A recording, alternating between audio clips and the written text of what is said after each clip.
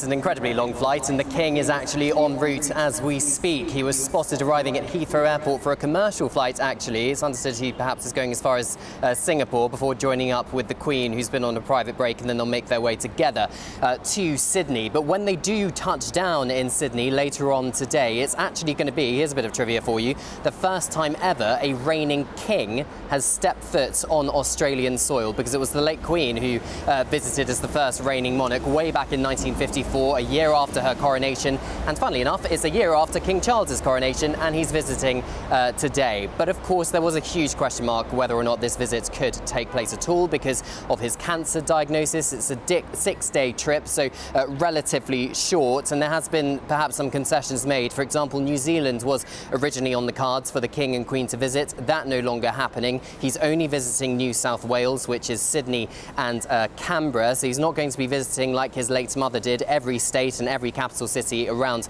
the country apart from Darwin back in 1954. But of course we have to remember that the King is 75 years old. When the late Queen first visited Sydney as monarch, she was 27 years old. But there are going to be some disappointed racegoers as well, because the King is having a rest day tomorrow, partly because of his cancer diagnosis and perhaps because it's an incredibly long flight as well. So there's King Charles III Stakes happening at the Randwick Racecourse, and there was some speculation as to whether the King and Queen would attend tomorrow. I understand that is not happening, but certain engagements have been added. For example, the King is meeting 2 cancer experts here in the country. Australians of the Year, they have been dubbed, and they have done a lot of work tackling melanoma, a form of skin cancer, which is one of the most common forms of cancer in Australia. But what do the people here think about the King and Queen's upcoming visit? Well, it depends who you ask. If you ask Republicans, funnily enough, they are dubbing it the farewell tour of Oz. Graham Smith, campaigner, he has flown all the way out here to Sydney, and he's planning to protest in Australia. He's planning to protest in Sydney and indeed Canberra with those big yellow signs. But perhaps more significantly is 6 state premiers, 6 leaders, political leaders, have all snubbed an official reception with King Charles and Queen Camilla in Canberra on Monday. There's been various excuses from cabinet meetings to trade envoy visits, but monarchists are pointing out that this trip has been in the diary for months and they couldn't spare half a day to come for a reception. But Republicans saying that clearly it would be a huge cost to the taxpayer for these premiers to fly to the capital city of Australia to attend just a single reception. So make of that what you will. Monarchists calling it a bit of a slap in the face. But I spoke to a couple of Australian people earlier on today, and here is what they said. So excited about it. Are you? Yes. We actually saw him when we were in, where was that? Oh, in Windsor. In Windsor. Not really interested. You're not really interested in the King coming? No. I believe Australia should become a republic. Australians are going to welcome Charles and Camilla down under? Yeah, absolutely. Why not? Yeah, we're friendly people. Sort of happy to see them. I'm glad they're coming out. It's good that they're showing some support for the country. It's kind of cool. Something to read about in the news, I guess. I think everybody's just doing their thing and we should let them. I think it's all good. We welcome pretty much everybody here. Well, speaking of welcoming King Charles and Queen Camilla, the Australian Monarchist League say they wrote a letter to King Charles ahead of the visit where several thousand signatures were on it welcoming the monarch to the country. And they say the point of their organisation is to defend the Constitution and the Crown in Australia because it best protects the freedoms and democracy of the Australian people. Well, following King Charles and Queen Camilla landing in Australia, the Sydney Opera House, that world-famous landmark, is going to be lit up with projections of images of King Charles's 15 previous visits to the country, official previous visits to the country. Just going to cut live to Australia. This is the plane carrying King Charles and Queen Camilla, who have just touched down in Sydney. Our man Cameron Walker is on the ground. Not sure if we've got him, but this is the jet that's arrived from Great Britain. A pretty long flight, Nana, actually. It's about a day, isn't it? You arrive a day behind, a day ahead of the day you've left. So it's like, I'm having this day again. Groundhog Day. Deja vu. But the doctors have, of course, given the King the green light to travel to Australia in light of his cancer diagnosis and recovery. So it's going to be an epic 6-day trip. I think they're then going... where are they going afterwards? Well, on the 21st, they had that invite for the premiers across Australia, which a lot of people have declined. In fact, all of them declined. Yeah. So I think that it will be mainly them talking to those who are sort of amenable to the royal family, because it seems that after all that stuff with Meghan and Harry, I'm not blaming them entirely, but I think that has cast a spanner in the works, and a lot of people sort of starting to look negatively towards the Commonwealth, which is sad. Yeah, and of course in January, Australia scrapped a planned referendum on the monarchy. PM Anthony Albanese said that they may do it again later next year or perhaps in a couple of years, but they said in anticipation of this very trip where the King and Queen are arriving now in Australia, they would hold that referendum on being part of the Commonwealth until a couple of years' time. Who's that through the window there? You never know. If you're listening on radio, we've got a zoomed-in shot of the jet, and Cameron Walker's there now. Cameron, I hope you're a bit drier. This is the dramatic landing of the King and Queen. How's it going? I can't hear him. All I can hear is... Cam...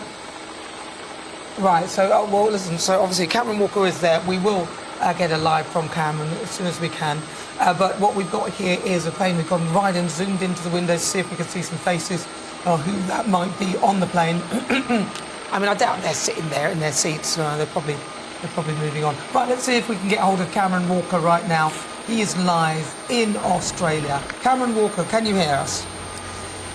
Good evening. Yes, hopefully you can hear me. I'll keep talking until you tell me you can't. Yep. But this is the Australian Air Force plane that had picked up the royal couple from Singapore airport earlier on this morning. The King and Queen have landed in Sydney. It is a historic visit, the first time, of course, that King Charles has visited Australia as head of state. He's also going to be, when his feet stand on that tarmac, going to be the first ever reigning king to step foot on Australian soil. His mother was the first monarch to step foot on Australian soil. He, of course, is the first king. It's a very wet arrival, I'm afraid, for His Majesty the King. He seems to have brought the British weather with him. The Sydney Opera House behind me was also meant to be lit up with pictures of King Charles's 15 previous official visits to Australia, but that has not happened as of yet. We don't have any details as to why. Perhaps it's the weather, perhaps they're worried to block it, but we can just see, if you're watching on television now, the steps leading up to that Australian Air Force aircraft. When the King and Queen disembark, they're going to be greeted by the Governor-General of the Commonwealth of Australia, Her Excellency the Honourable Miss Sam Mostyn, and her husband, His Excellency Mr Simeon Beckett, who you can see in that lineup there. It looks like it's not raining at the moment, so hopefully they are going to stay dry. But clearly this is very formal. This is a very formal welcome for the King and Queen here in Sydney this evening. It's all going to be very much prepared. It's been in the planning for months, this tour. Of course, there was a huge question mark whether if it was going to happen at all because of the King's cancer diagnosis, and the King's doctors have allowed him to pause his cancer abroad here in Australia for the 9-day visit, or 6-day visit, I should say, for Australia. He's going to be visiting Sydney, Canberra, but tomorrow this is going to be the only glimpse we're going to get of King Charles tonight, other than a very informal cup of tea, I'm told, with the Prime Minister Anthony Albanese. And that's only going to be a still image, we believe. So these live pictures are going to... You can just see Anthony Albanese there, actually, the Australian Prime Minister, walking across the tarmac towards the Australian aircraft. But it's going to be a very brief engagement for the King here this evening. And then we're not going to see him again until Sunday, we don't think, because of his cancer diagnosis, he's having a whole day to rest and recuperate, because of course he's been on the plane for pretty much 24 hours now. He was spotted at Heathrow Airport yesterday, boarding a commercial flight actually from Heathrow to Singapore, and it's there where, according to the Sun newspaper, he met up with the Queen, who was on a private holiday really to this part of the world, and they therefore both got on this Australian Air Force plane this morning and has now landed in Sydney. So the King and Queen will just be preparing to disembark. Also, people in that lineup you can see, as I said, the Prime Minister Anthony Albanese, the Governor-General of Australia, and her husband. We're also expecting Her Excellency the Honourable Margaret Beazley. She is the Governor of New South Wales, which is of course where Sydney is, and we are expecting some others, the Deputy Secretary and some other politicians in this lineup. Well, so it's going to be very interesting to see how... The last thing you need when you get off the plane is like a load of a film crew watching you disembark. Because, you know, I always feel a bit rough having travelled. I mean, they've been travelling all day. But in the studio, Nikki Hodgson and also Emma Trimble are also joining us. Nikki, I mean, seriously, there's a lot of focus on them, but you wouldn't want to get out of the plane, everyone's sort of all eyes on you. Absolutely not. I do that journey regularly, by the way, because my family live in Australia, and the last thing you want to do is be seen by anyone apart from the people that love you when you get off. The idea of a film crew being there would fill me with absolute dread. You just feel absolutely horrific as well. Oh, here they are. The doors are opening. This could be the moment where we get to see them. Emma, do you feel the Australians, you know, they almost feel like they're rejecting our monarchy?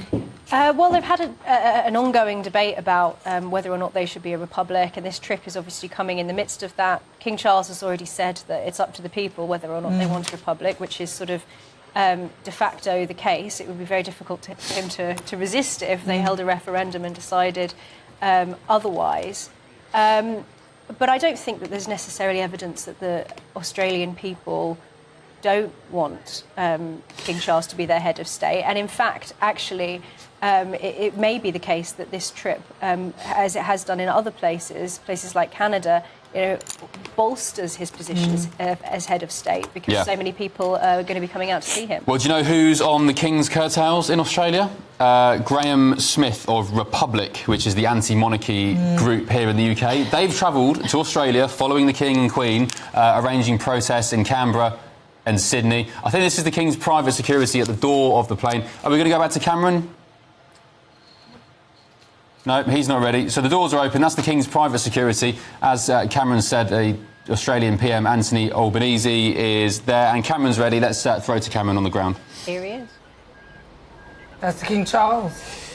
Well, of course, the King and Queen have not quite yet disembarked the Australian Air Force flight, but I do suspect that it is very imminent indeed. And here are the King and Queen arriving on Australian soil. For the first time, reigning monarch has stepped foot on Australian soil in 11. King Charles visited a few years ago, but then, of course, he was Prince Charles, and perhaps this tour is a bit of an echo of his mother, Queen Elizabeth II's first visit to Australia as Queen way back in 1954, because it was a year after her coronation that she visited the realm, and it is a year after King Charles's coronation that he is visiting this realm. And it is his first visit to an overseas territory, overseas realm even, I should say, since he ascended the throne back in September 2022.